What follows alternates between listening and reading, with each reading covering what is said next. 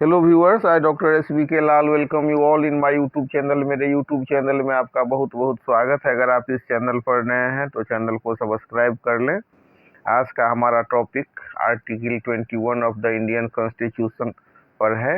ये भारतीय नागरिकों के लिए बहुत बड़ा सुरक्षा कवच है और इसीलिए heart and soul of the fundamental rights भी इसको कहा गया है। तो article 21 of the Indian Constitution is often described as the heart and soul of the fundamental rights. It is remarkably brief in the text, but incredibly vast in its legal interpretation. तो आप देखेंगे कि text में बहुत लंबा चौड़ा इसको लिखा गया है और इस पर बहुत सारा मामला है और बहुत सारे जो मौलिक अधिकार से संबंधित भी कई फैसला इसी आलोक में दिए गए। तो इस आर्टिकल 21 को स्टडी करना बहुत ही महत्वपूर्ण है, जिसमें प्राण और दैहिक स्वतंत्रता की बात की गई है और एग्जामिनेशन पॉइंट ऑफ व्यू से भी और जो संविधान को भी समझने के ख्याल से तो बहुत ही इम्पोर्टेंट है। आर्टिकल 21 यानी कि अनुच्छेद 21 को अध्ययन करना तो सबसे महत्वपूर्ण मौलिक अधिकारों में से एक है। भारतीय संविधान का अनुच्छेद 21, इसे अक्सर संविधान का हृदय कहा जाता है क्योंकि यह व्यक्ति के अस्तित्व और स्वतंत्रता की रक्षा करता है। तो संविधान 21 में कहा गया है कि किसी भी व्यक्ति को उसके प्राण या दैहिक स्वतंत्रता से विधि द्वारा स्थापित प्रक्रिया के अनुसार ही वंचित किया जाएगा, अन्यथा नहीं। इसका अर्थ यह है कि सरकार किसी भी व्यक्ति, चाहे वह नागरिक हो या विदेशी, की जान नहीं ले सकती और न ही उसे जेल में डाल सकती जब तक कि उसने किसी कानून का उल्लंघन न किया हो और इसके लिए सही कानूनी प्रक्रिया न अपनाई गई हो। तो न्यायालय ने समय समय पर इसकी व्याख्या करते हुए इसे बहुत ही व्यापक बना दिया है। इसमें शामिल है जीवन का अधिकार। इसका मतलब सिर्फ सांस लेना या जीवित रहना नहीं, बल्कि मानवीय गरिमा के साथ जीने का अधिकार है। दैहिक स्वतंत्रता की बात करें तो इसमें व्यक्ति की निजी स्वतंत्रता से जुड़ी सभी चीज़ें शामिल है, जैसे कहीं भी जाने आने की आज़ादी या अपने पसंद से जीवन जीना। विधि द्वारा स्थापित प्रक्रिया को अपनाने के लिए कहा गया है। इसका मतलब है कि कानून न केवल लिखित होना चाहिए बल्कि वह न्यायोचित, उचित और तार्किक भी होना चाहिए।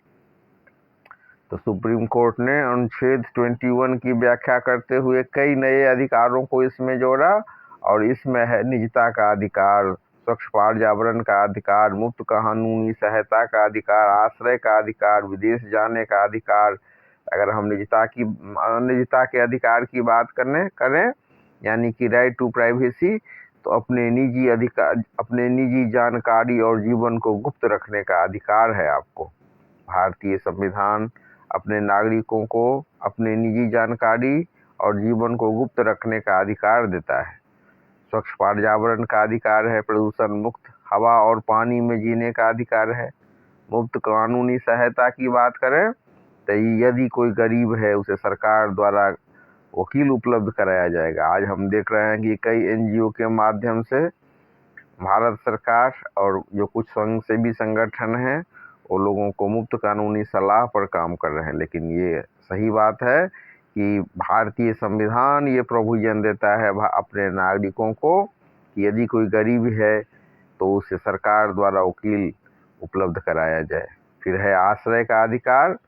तो इसका तात्पर्य है कि सिर पर छत होने का अधिकार गरिमापूर्ण जीवन जीने के लिए आवश्यक है। फिर है विदेश जाने का अधिकार। इसमें व्यक्ति की व्यक्तिगत स्वतंत्रता का हिस्सा है विदेश जाने का अधिकार। और ख़ास बात यह है कि आपातकाल में भी ये इसको आप निलंबित नहीं कर सकते हैं। अनुच्छेद 21 की सबसे खास बात है कि देश में आपातकाल लगाने पर भी इसे निलंबित नहीं किया जा सकता। अपनी जान और निजी स्वतंत्रता हमेशा सुरक्षित रहती है। तो इस तरह से अनुच्छेद को हम समझे 21 को। अब चर्चा कर रहे हैं इसी में जो एक संशोधन जिसके तहत राइट टू एजुकेशन को फंडामेंटल राइट्स में शामिल किया गया अटल बिहारी वाजपेयी के पीरियड में, और ये जाना जाता है अनुच्छेद 21A के नाम से। और इसी पर जो राइट टू एजुकेशन एक्ट भी बनाया गया। तो हम समझते हैं अनुच्छेद 21A को। तो इस अनुच्छेद से प्रेरित होकर 6 से 14 वर्ष के बच्चों के लिए शिक्षा के अधिकार को एक अलग मौलिक अधिकार बनाया गया। तो इस तरह से हम इसको समझ सकते हैं। अब हम भारतीय इतिहास में सबसे महत्वपूर्ण जो मोड़ मेनका गांधी बनाम भारत संघ 1978 का मामला था उसको समझते हैं। इस केस ने अनुच्छेद 21 की पूरी परिभाषा ही बदल दी थी। तो 1977 में तत्कालीन सरकार ने मेनका गांधी का पासपोर्ट जब्त कर लिया और उन्हें विदेश जाने से रोक दिया। जब उन्होंने कारण पूछा तो सरकार ने सिर्फ इतना कहा कि यह जनहित में है और कोई स्पष्ट कारण नहीं बताया। तो सरकार के इस आदेश को सुप्रीम कोर्ट में चुनौती दी गई। मेनका गांधी ने इसे अनुच्छेद 21 का उल्लंघन बताया। तो अनुच्छेद 21 को आप मुख्य रूप से एक शब्द में समझें तो दैहिक स्वतंत्रता का पर्याय है अनुच्छेद 21। तो सोनिया गांधी ने कहा कि अगर उनका पासपोर्ट को जब्त कर लेना भारतीय संविधान के अनुच्छेद 21 का स्पष्ट उल्लंघन है जो दैहिक स्वतंत्रता की बात करता है, और उसने सुप्रीम कोर्ट में चुनौती दी। उस समय तक कोर्ट का मानना था कि अगर सरकार ने कोई कानून बना दिया है तो वह किसी की भी स्वतंत्रता छीन सकती है। लेकिन इस ऐतिहासिक फैसला में सुप्रीम कोर्ट ने कहा कि क्रांतिकारी फैसला एक सुनाया जिसके मुख्य बिंदु ये थे कि विदेश जाने का अधिकार, विदेश यात्रा करना दैहिक स्वतंत्रता का हिस्सा है। सरकार किसी का अधिकार छीनने से पहले उसे अपनी बात रखने की मौका देगा। उचित और न्यायपूर्ण और तर्कसंगत बात यह है कि अगर कोई भी कानून सिर्फ लिखा हुआ होने से सही नहीं हो जाता, वह कानून उचित, न्यायपूर्ण और तर्कसंगत भी होना चाहिए।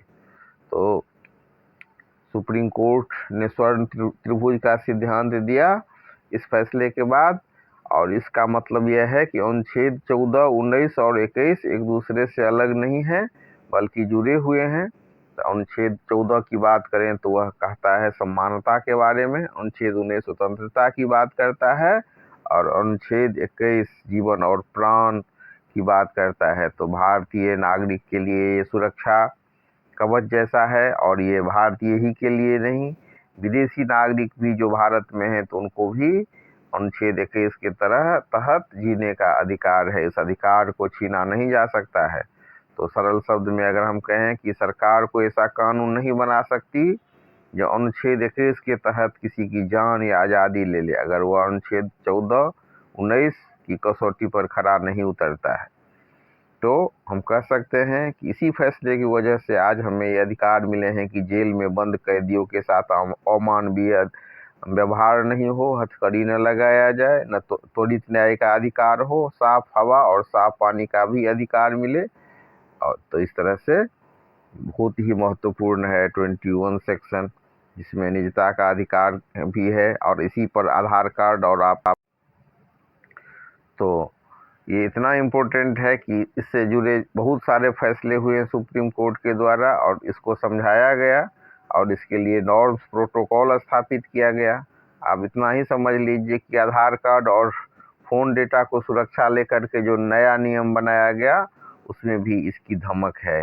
तो भारतीय नागरिक के लिए जो बहुत ही इम्पोर्टेंट सेक्शन है ये 21। अब इसमें इस पर बहुत सारे फैसला भी आए, जैसे पुट्टास्वामी का मामला। यह कहानी शुरू हुई जब आधार को अनिवार्य बनाना शुरू कर दिया गया था, 2017 का मामला।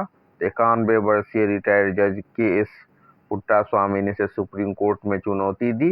उनका तर्क था कि बायोमेट्रिक के निशान, आँख की पुतली लेना और डेटा इकट्ठा करना व्यक्ति की निजता का उल्लंघन है।